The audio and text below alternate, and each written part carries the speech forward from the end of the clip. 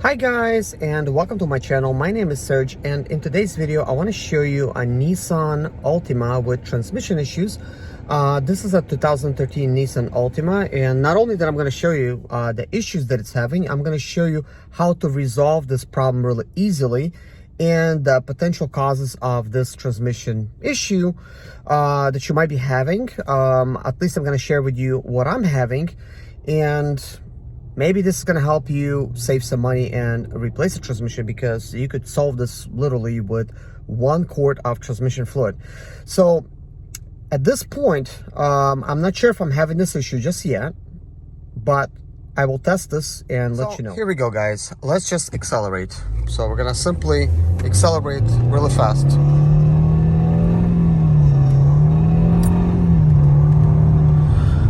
So this is actually not, not that fast, but whenever this transmission problem occurs, the car starts kind of like bucking and stuff like that. So let's just give it one more shot. I think it's close to having this issue, but not yet.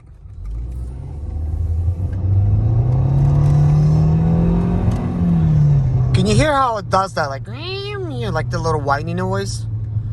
It is low on fluid, and that is the reason that it's actually doing that. Let's see, let's just try this again. I'm trying to see if it's gonna recreate this problem that I've been having before.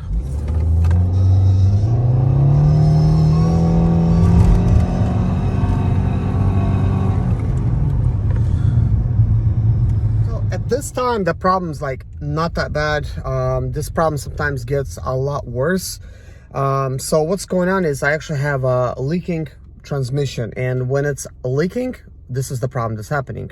Let me explain to you what I mean by leaking transmission. This is kind of like what to look for. If you come to your transmission here and you're having this type of mess inside of your wheel, it means you're having a leaky transmission, and it's really wet down here, like in this area and stuff like that.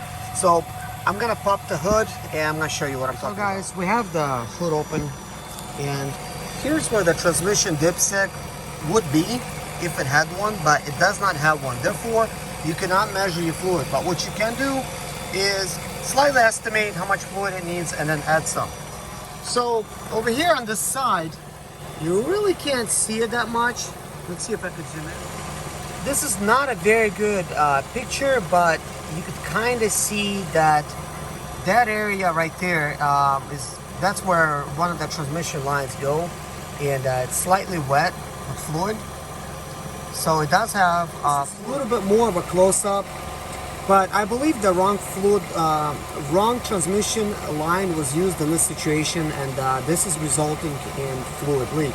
Now the proper fix for this would be go ahead and actually replace that transmission line. I could see that's a new line, and it's just a very hard type of fuel line where the clamp is not doing a good of enough job to keep the fluid in place. Guys, if you're having a transmission leak with your Nissan Altima, which I'm sure it can be pretty common due to the fact that like little clamps like that hold the transmission lines in place, then be sure to check those out and check where the rim is, where you could actually see all the fluid being on the rim and being kind of like all around on your shroud and stuff like that, and that's actually where the leak is.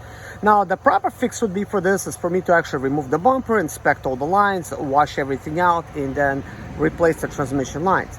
Recently I purchased myself some transmission lines, and I'm gonna try to attempt to fix this, but it is going to be a lengthy process because there's a lot to remove. So this bumper itself gets bolted down to the fenders, and you have to kind of like reach in between these areas, and to get everything loose, you have to remove all of these type of things just so that you could actually pull it. So I want to make sure that in that day I'm gonna do that and the other thing. Another thing I'm having is an issue with AC, so I want to make sure I'm gonna check out my AC lines, and see if I could find the leak of the AC. This is the CVT fluid that I use, and I pick it up right at Walmart. So you can see this is for CVT, ATF automatic transmission fluid.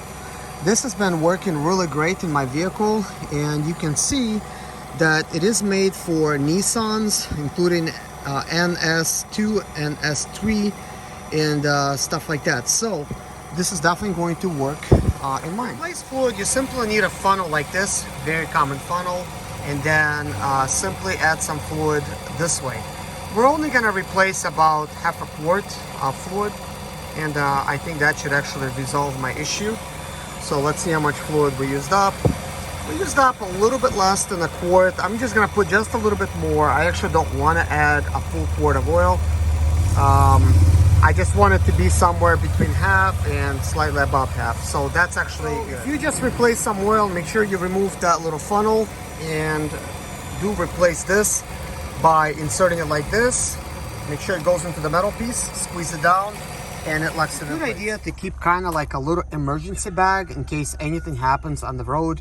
And in this type of situation, I know I have a transmission fluid leak, so I try to carry at least 1 quart of transmission fluid with me inside of the bag like this, and a funnel and some other stuff. So this is what I have inside of the bag. I have some transmission fluid, I got a funnel in one of these.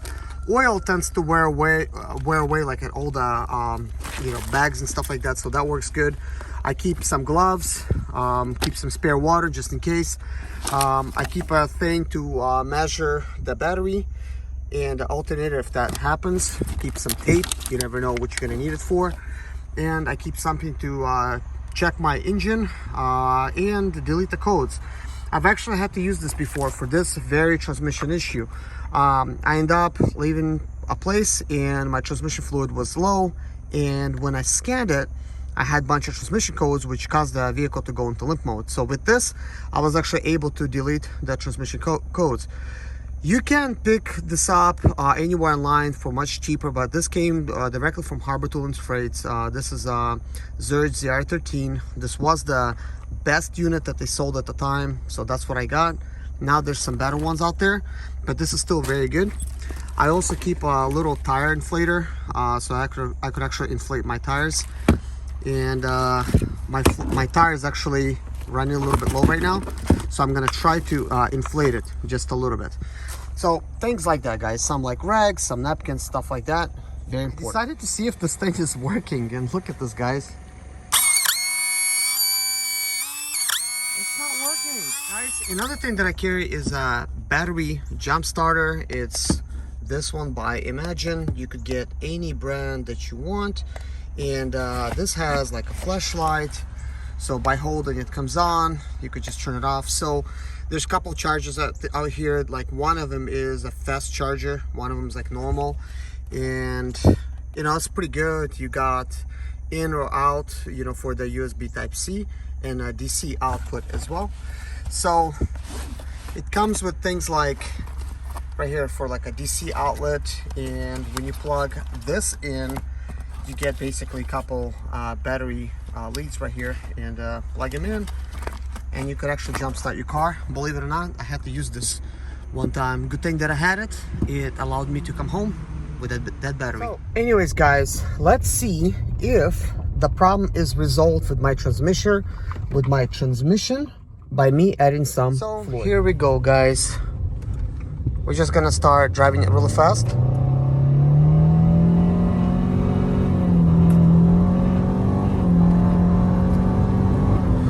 So this road is 60 miles an hour, and as you can see, no more whining noise, even though I really hit it kind of hard, and it's doing just fine. See? So it accelerates good.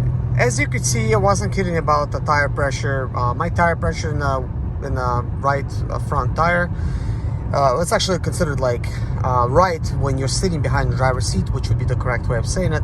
So it's basically a little bit deflated, like not that much. The tire is still okay. It actually caught a nail. I did put some green type of slime in it, and that stopped the leak. Apparently, it may have taken maybe like 3 months, and maybe it's starting to slightly deflate a little bit. Also, it could be the temperature changes, because we'll be getting like a cold night last night. Well, not that cold, but it's summertime, so it's a little bit colder than usual.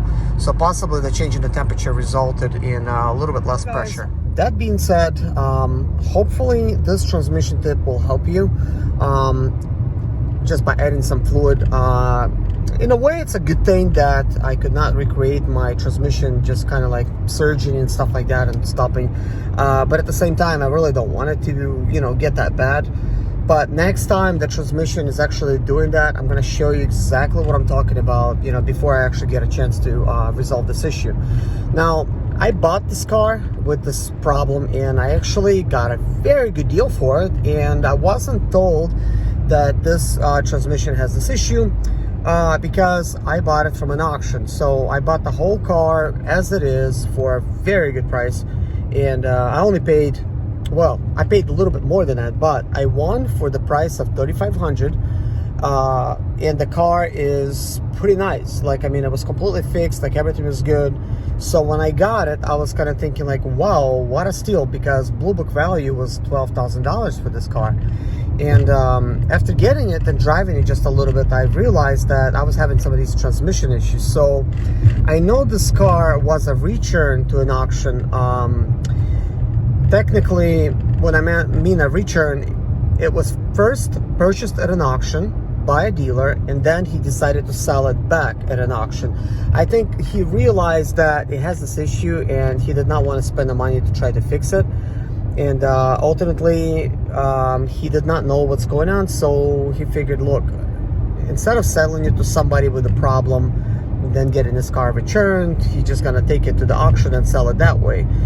And now I got it, and of course I figure out what's wrong with it, and you know, now I'm going to fix that issue, and I'm gonna have a very nice car with low mileage. As you can see, the car only has 68,000 miles on it, 768, and that's all it's got on it. Not bad. It did actually have 45,000 miles when I bought it, actually like a little bit under than that.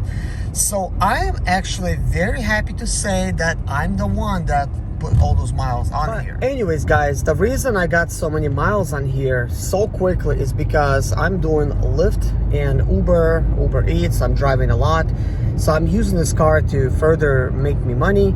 So what I want to do, guys, in the next video is to show you how I make money with this car, and very good money at that. So sometimes $300 a day, you know, depending on days, I could make a little bit more.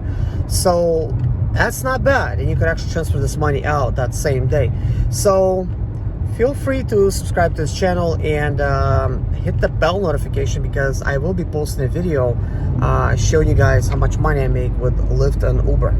I already actually made one of those videos, and I would like to share it with you guys in case you guys don't know the earning potential of that, or need to learn how you could actually do it as well. But anyways, guys, thank you so much for watching. Take care of yourself, and see you guys in the next video. Bye bye.